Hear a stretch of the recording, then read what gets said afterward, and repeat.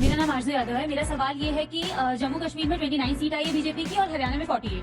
तो जयराम रमेश जी ने बोला डेमोक्रेसी की हार हुई है, मशीन की जीत हुई है। वहीं पवन खेरा जी कह रहे हैं कि ईवीएम की बैटरी परसेंटेज जहाँ पे 99 है, सिर्फ वहाँ पे बीजेपी सरकार जीती है। तो अगर सिर्फ ईवीएम में क्या बोलते चेंजेस करने इतने आसान होते तो फिर जम्मू कश्मीर में भी तो जीत सकती थी बीजेपी। आप एक सवाल नहीं उठाते, आप कुछ नहीं बोलते हैं कि सब कुछ है ठीक है। जैसे ही जहाँ पे आप हारते हैं वो दिन कब आएगा जब आप अपनी हार को मानेंगे और एक्सेप्ट करेंगे कि हाँ जनता का ये निर्णय है, हमको हार मिली है। लेकिन जैसे ही रिजल्ट आता है जैसे रिजल्ट आता है एक प्रेस कॉन्फ्रेंस आती है, इलेक्शन कमीशन ने हमारी सुनी नहीं।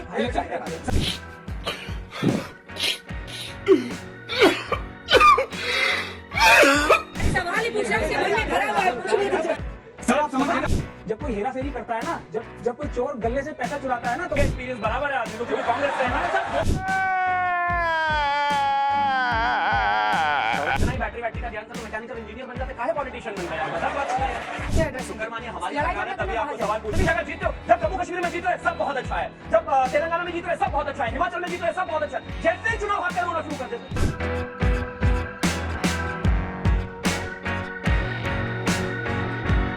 चलिए शुरू कर। क्या ये हिंदू मुस्लिम पॉलिटिक्स का एक्सटेंशन है या फिर जो गठबंधन के साथी हैं वो बीजेपी को मजबूर कर रहे हैं कि आप ऐसे फैसले लीजिए। माना जा रहा है अजित दादा का हाथ है इस फैसले के पीछे कि मदरसा में शिक्षकों की सैलरी बढ़ाई जाए। बीजेपी को यह एहसास है कि महाराष्ट्र अकेले सिर्फ हिंदू पॉलिटिक्स करके जीतना मुश्किल होगा, क्योंकि वहां शिवसेना यूबीटी भी है। अंजना जी, मुझे बड़ा अच्छा लगा कि अनिल भाई ने अपनी बात नवरात्रि की बधाई देकर शुरू करी। बाहर में अनुराग जी से बात कर रहा था, बड़े खुश थे कि कल रामलीला अटेंड करके आए हैं।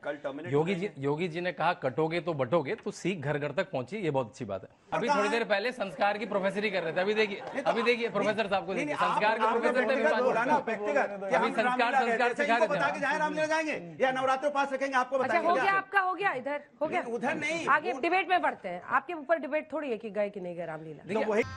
गजब बेइज्जती है तो बोल रहे हैं, हम कब कह रहे हैं मेरे ऊपर डिबेट है।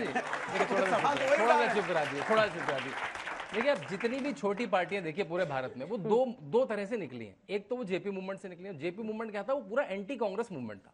मतलब लालू प्रसाद यादव ने तो अपनी बेटी का नाम मीसा, आपको पता है क्यों रखा? क्योंकि लॉ था, जिससे मुझे याद रहे। दूसरी पार्टियां निकली जिनको गांधी परिवार से दिक्कत थी, जैसे टीएमसी निकली, जैसे एनसीपी निकली, जैसे वाईएसआर कांग्रेस निकली। अब ये लोग बने केवल एंटी कांग्रेस के लिए थे, लेकिन अब इनका फॉर्मूला था दो। कांग्रेस ने सबको फॉर्मूला सिखा दिया, मुस्लिम का अपीजमेंट करो, कोई एक जाति पकड़ लो, दोनों को मिला के चुनाव लड़ना है। अब क्या है, जो जैसे ही मुस्लिम वोट पे दिक्कत आई, अब उत्तर प्रदेश में क्या हो रहा है? उत्तर प्रदेश में यह है कि कांग्रेस कह रही है मुस्लिम वोट हमारे चक्कर में मिला, ये कह रहे हैं मुस्लिम वोट हमारे चक्कर में मिला। कौन कह रहा है? तो अब इनके सीटें मिलना मुश्किल है। कांग्रेस ने कह दिया हम तो 5 सीटें लड़ेंगे, ये कह रहे हैं हम तो आपको 2 सीटें ज्यादा देंगे। अननेचुरल गठबंधन था, आज तक में रिपोर्टेड है, आज तक में रिपोर्टेड है। नाइस। आज तक आप में बताइए रिपोर्टेड है। कितनी सीटों पर कांग्रेस लड़ना हम चाहते हैं? डिस्कस कर रहे हैं, हम आपको क्यों बताएं? बताइए। हमें लड़ना है ना, हम अपने हिसाब से बताएंगे भाई। जब कोई बताना रहता तब मीडिया की बड़ी जरूरत पड़ती है, मीडिया पे आके भाषण देना है, और जब सवाल पूछे तो आप जल्दी। मेरा नाम आरजू यादव है। मेरा सवाल ये है कि जम्मू कश्मीर में 29 सीट आई है बीजेपी की और हरियाणा में 48। तो जयराम रमेश जी ने बोला कि डेमोक्रेसी की जीत हुई है और मशीन की डेमोक्रेसी की हार हुई है, मशीन की जीत हुई है। वहीं पवन खेरा जी कह रहे हैं कि ईवीएम की बैटरी परसेंटेज जहां पे 99 है, सिर्फ वहां पे बीजेपी सरकार जीती है। तो अगर सिर्फ ईवीएम में क्या बोलते चेंजेस करने इतने आसान होते तो फिर जम्मू कश्मीर में भी तो जीत सकती थी बीजेपी। अनिल यादव जी, क्योंकि आप कांग्रेस पार्टी का प्रतिनिधित्व करते हैं, बिल्कुल क्या सही कहा बात। उन्होंने? लोकतंत्र की हार और तंत्र की जीत, जरा समझाइए। देखिए होता क्या है कि अगर चुनावी प्रक्रिया में यदि कुछ परसेंट लोगों को भी उसके प्रक्रिया पर शक है, तो क्या हमारी जिम्मेदारी नहीं बनती कि उसके डाउट क्लियर करने चाहिए? आप मुझे बताइए, हम तो तथ्यों के साथ गए हैं वहां पर। 20 सीटें हरियाणा में ऐसी हैं जिन पर 1% बैटरी खर्च हुई है। मैं मोबाइल लेकर आया हूं ना, घर से पूरा चार्ज करके लाया हूं। अभी यहां तक आते नहीं, बीच में मत बोलिए, ये गलत बात है। आप ये सोचिए कि यहां तक आते 20-30% बैटरी खत्म हो गई है। एक ईवीएम मशीन जो सुबह से लेकर शाम तक उसमें वोटिंग होती है, उसके बाद 3 दिन तक वो रखी जाती है स्ट्रॉन्ग रूम में। उसके बाद जब काउंटिंग होती है तो क्या उसकी 1% बैटरी कम होगी? अगर हम इस पे सवाल पूछ रहे हैं तो क्या गलत कर रहे हैं? और चुनाव आयोग को जवाब देना चाहिए, बीजेपी के पेट में दर्द क्यों हो रहा है? कहते हैं ना कि चोर की दाढ़ी में तिनका, वो दाढ़ी भी दिख रही है और वो चोर भी दिख रहा है। बच्ची ने आपसे सवाल पूछा, बच्ची ने आपसे पूछा, देखिए परसेप्शन की लड़ाई आपको लड़नी होगी। जी, जी। अगर आप ये कहते हैं कि यहाँ पर घपला कर दिया, जहां जहां आप हारते हैं वहां घपला हो जाता है, बैटरी 90%, 99%। हाँ, जवाब मैं दे रहा हूं आपको। आराम से आप ही का सवाल जी। वहीं दूसरी तरफ जम्मू कश्मीर आया तो वाह वाह बहुत अच्छा। बैटरी ठीक है। कल मैं हिमाचल प्रदेश के आपके मुख्यमंत्री का इंटरव्यू कर रही थी जी। जब वो सीएम बने तो सब ईवीएम ठीक था, वहां नहीं कर सकते थे। इस प्रश्न का आपके पास क्या जवाब है? देखिए, बिल्कुल स्पष्ट कर दूं कि हम पूर्ण बहुमत की सरकार भी बना लें, देश में सरकार बना लें, उसके बाद भी जब हमारी सरकार बन जाएगी तो हम ईवीएम पे जांच बैठाएंगे, जो जो डाउट्स है उनको क्लियर करेंगे। क्योंकि लोकतंत्र में अगर आपकी प्रक्रिया पे सवाल उठ गया तो लोकतंत्र कहेगा भैया ये तो जिस तरीके से मैनेज कर लेंगे, लूट लेंगे हमारी वोटों को। ईवीएम से ही संबंधित है। आप पिछले कुछ चुनाव देखिए, आप 2024 का ही लोकसभा चुनाव देखिए, आपने 99 सीट पे है। आप हिमाचल का देख लीजिए, आप जम्मू कश्मीर का देख लीजिए, वहां सब जगह आप एक सवाल नहीं उठाते हैं, आप कुछ नहीं बोलते हैं कि सब कुछ सही। ठीक है, जैसे ही जहां पे आप हारते हैं, वो दिन कब आएगा जब आप अपनी हार को मानेंगे और एक्सेप्ट करेंगे कि हाँ जनता का ये निर्णय है, हमको हार मिली है। लेकिन जैसे ही रिजल्ट आता है, सर जैसे रिजल्ट आता है, एक प्रेस कॉन्फ्रेंस आती है, इलेक्शन कमीशन ने हमारी सुनी नहीं, इलेक्शन कमीशन ने हमारी सुनी नहीं, और हाँ सर, इलेक्शन कमीशन ने हमारी सुनी नहीं। अरे बच्चा इसको बोलने दीजिए, अरे सवाल ही पूछ रहा है, उसके मन में भरा हुआ है, पूछने दीजिए। ये सवाल खत्म होगा सवाल। एग्जैक्टली हो गया, होगा बिल्कुल होगा। मैं समझ गया, मैं जवाब दे रहा हूँ।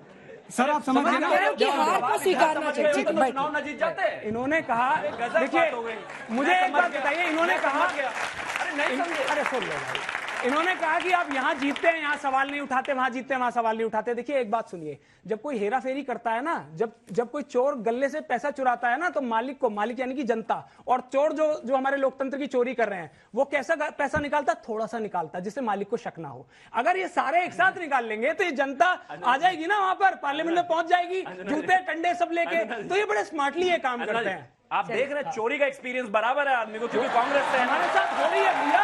अरे जिसके साथ चोरी होगी वही तो बताएगा, थोड़ा निकालना है, ज्यादा निकालना है, हल्का निकालना है, कम निकालना है। दूसरा अरे भाई इतना ही बैटरी का ज्ञान था तो मैकेनिकल इंजीनियर बन जाते, काहे पॉलिटिशियन बन गए? गजब बात हो गई है। देखिए अब इतनी सीरियस बात को किस तरीके से मजाक में उड़ा रहे हैं। मुझे लोकतंत्र की चोरी हो रही है लेकिन वो लफ्ज़बाजी कर रहे हैं। कहते क्यों नहीं है कि भाई हाँ अगर गलती है तो उसकी जांच कराएंगे। नहीं आपने एमए किससे किया? पॉलिटिकल साइंस से किया क्या? अरे एमए किससे किया? सुनो मैं किसी पर और अनुराग जी प्लीज एड्रेस मी। आप नहीं सारा सवाल वो हम लोग उठाकर नहीं सारा सवाल हम पे उठाएंगे और हम सीरियस सवाल पूछेंगे तो आप करें, मुझे पूछेंगे, वो सवाल हम पे उठा रहे हैं ना। जब बच्चे पूछेंगे तो आपसे पूछा जाएगा प्लीज। और अरे उन्होंने उनसे बीच तो में बच्चे नहीं भी नहीं पूछ रहे, तब भी पूछा गया है। हाँ तो अब जब पूछा है जवाब दे रहे हैं। बच्चे ने पूछा कहाँ उनसे पूछा कहाँ बताइए आप। मैं पूछ रही हूँ, आप मुझे एड्रेस शुक्र मानिए हमारी सरकार है तभी आपको सवाल पूछने से रोक रहे हैं। इनकी सरकार होती तो बाहर जाते ही उठा लेते, इतना बुरा हाल था इनकी सरकार का। पॉइंट पर आता हूँ, लेकिन ये किसी भी पार्टी का लोकतांत्रिक अधिकार है, वो प्रश्न पूछ सकता है, बच्चों का अधिकार, चुनाव आयोग को जवाब देना होगा। बच्चों का लोकतांत्रिक अधिकार नहीं है, वो उसका भी हनन कर रहे हैं। मुझे लगता है सबको सवाल पूछने का अधिकार है, सब पूछे। लेकिन अब ये जो इन्होंने सवाल पूछा ना बार बार रोने धोने, एक तो मैं किसी और पर एग्जांपल नहीं दे सकता, वंजना जी पर भी नहीं दे सकता। जैसे मैं स्कूल जाता ना तो अपने जमाने में बड़ा रोंदू बच्चा था, मैं स्कूल जाने का मन ही नहीं करता था मेरा। ये वही वाले लोग हैं, चुनाव हारते ही रोना शुरू कर देते हैं। अरे रुको भाई, इतनी जगह जीतते हो, जब जम्मू कश्मीर में जीत रहे सब बहुत अच्छा है, जब तेलंगाना में जीत रहे सब बहुत अच्छा है, हिमाचल में जीत रहे सब बहुत अच्छा है, जैसे ही चुनाव हारते हैं रोना शुरू कर देते हैं। रुको भाई, किसी पर तो विश्वास करो। बच्चा सवाल पूछे विश्वास नहीं, ईवीएम में वोट निकले विश्वास नहीं, चुनाव हो विश्वास तो अल्टीमेटली करना पड़ेगा। अब इनके लिए कहां से लाए बताइए? इलेक्शन कमीशन किसी विदेश का जाएगा? उनको भी मौका दीजिए, वो चुप रहते हैं, इसका क्या मतलब? 10 सेकंड के बाद सारा मौका दे दीजिएगा। लिटमस टेस्ट सभी हो ऐसे ही दबा रहे हैं इनको। आपकी पार्टी की तरफ से बयान आया कि जब जब कांग्रेस बीजेपी की डायरेक्ट फाइट होती है कांग्रेस कमजोर पड़ जाती है। प्रियंका चतुर्वेदी सांसद शिवसेना यूबीटी, मैं कोट कर रही हूं, मैं हवाई बात नहीं कर रही हूं। आपके ही सामना में ये सीधा लिखा गया, जीती हुई बाजी कैसे हारना है ये कांग्रेस से सीखिए। तो क्या आप लोग मानते हैं कि चुनाव आयोग की तरफ से कोई गड़बड़ी नहीं हुई है, चुनाव ठीक तरीके से हुए हैं? तभी तो आपने ये टिप्पणी दी होगी, नहीं तो आप लोग भी पहुंचते चुनाव आयोग। बिल्कुल, देखिए फेयर इलेक्शन हुआ है।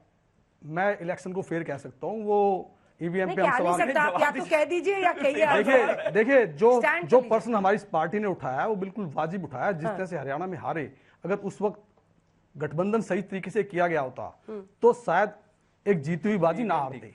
तो कांग्रेस ने जिस तरह से हरियाणा में जीती हुई बाजी को हारा है वो बिल्कुल सही बात है, और महाराष्ट्र में ऐसा ना हो इसीलिए हम उस बात को चेता रहे हैं कि गठबंधन किस तरह से होना चाहिए था अपने साथियों से। क्योंकि बहुत सी सीटें तो ऐसी महाराष्ट्र के अंदर, हरियाणा में, जहां बहुत कम मार्जिन से हमारी पार्टी कांग्रेस हारी, हमारे तो इसीलिए सवाल उठाया कि जो कांग्रेस नहीं कि हमारे जो सहयोगी है, मैं थोड़ा सा कुछ कि कह जो देता हूं। कई बार होता क्या है कि हमें जब Factually चुनाव की incorrect है। पूरी जानकारी नहीं होती कई बार, क्योंकि देखिए उद्धव सेना जी जो ये शिवसेना जी वाले जो है ये हमारे हरियाणा में तो नहीं है, तो मैं इनको फैक्ट्स पे कुछ बता देता हूँ।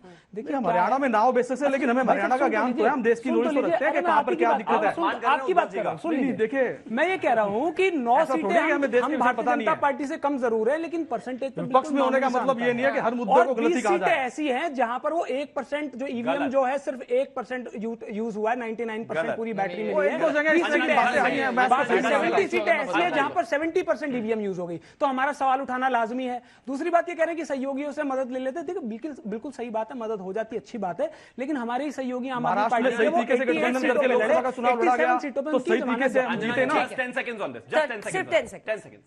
इन्होंने कहा कि हमारी परसेंटेज जितना हो जाती तो हम ऐसे कर लेते, हम हो जाता तो ऐसे। अरे मेरी दादी को अगर मूछे होती तो मैं उसको दादा कहता, लेकिन ऐसा होना नहीं है ना भाई, इम्प्रैक्टिकल अरे बात भाई, है। जब आपने अब एग्जांपल दे रहा हूं मैं EVM सेट कर दी आपको, तो कहां से जम्मू आएंगे भाई? जम्मू EVM कश्मीर से में हमारा EVM जो सेट वोट कर शेयर है वो 2% नेशनल कॉन्फ्रेंस से ज्यादा है।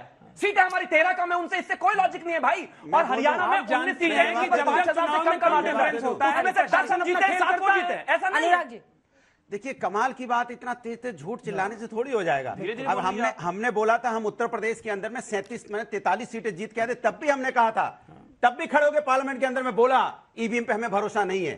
जब जनता को भरोसा नहीं है तो हमें भी भरोसा नहीं है। आपके दाढ़ी में तिनका क्यों है? आप ईवीएम के सपोर्ट में क्यों रहते हैं? आप क्यों नहीं चाहते कि नहीं इस पे इंक्वायरी हो जाए एक बार? आप इतना खुश क्यों होते, जरा बता दीजिए। जब हम जीतने के बाद भी कह रहे हैं, अभी बच्ची ने सवाल पूछा था, मैंने कहा जीतने के बाद भी मैं कह रहा हूं कि ईवीएम की जांच होनी चाहिए। आप क्यों नहीं बोलना चाहते? क्योंकि आप कहीं ना कहीं आपके कहीं साठ ठीक है, होगी, तब तो नहीं बोलना चाहते ना। छोटा सा जवाब पॉलिटिकल पार्टी से। जितने भी सारे इलेक्ट्रिक इंजीनियर्स हैं ना, इन सबको बुलाया था फिर कोर्ट ने कि इलेक्ट्रिक आ जाओ, इंजीनियर चुनाव आयोग ने भी सीधे बुलाया था सवाल है, कि आ इसका जाओ, जवाब ईवीएम नहीं को है। हैक करके दिखा दो, कोई नहीं पहुंचा, एक आदमी नहीं मेरी पहुंचा, जानकारी टीवी पर है खड़े नहीं, होने से मदद कुछ को नहीं हाथ हो सकता। लगाने के लिए आपको मदद बताना ठीक है, अगला पड़ेगा। प्रश्न, अगला प्रश्न, प्रैक्टिकल इशू है, बताइए ना कहाँ है?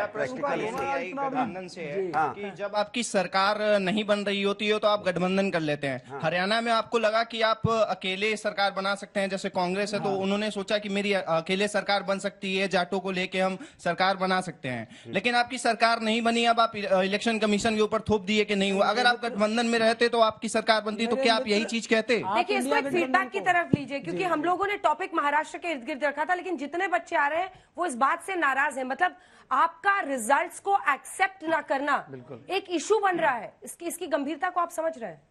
देखिए मुझे लगता है मेरे भाई ने बड़ी अच्छी बातें कही हैं कि भाई आपको गठबंधन करना चाहिए था। देखिए मैं आपको इंडिया गठबंधन को समझना पड़ेगा। हमारा जो ध्येय है वो ये नहीं है कि हम सरकार बना ले कहीं पे जाके। हमारा ध्येय है कि भारतीय जनता पार्टी जो हमारे लोकतंत्र को खतरे में ला रखी है, जो हमारे संस्थानों को दिन प्रतिदिन मार रही है, इसको कैसे हटाया जाए।